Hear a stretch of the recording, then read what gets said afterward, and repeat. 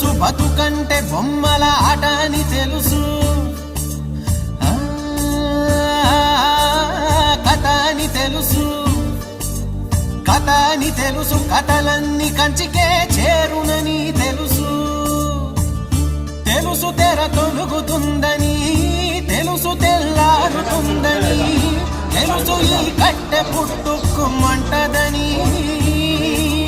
తెలుసు ఈ మట్టి మట్టిలో కలిసిపోతదని, ఇన్ని తెలిసి రకాటంలో పడిపోతాము ఎందుకని మాయా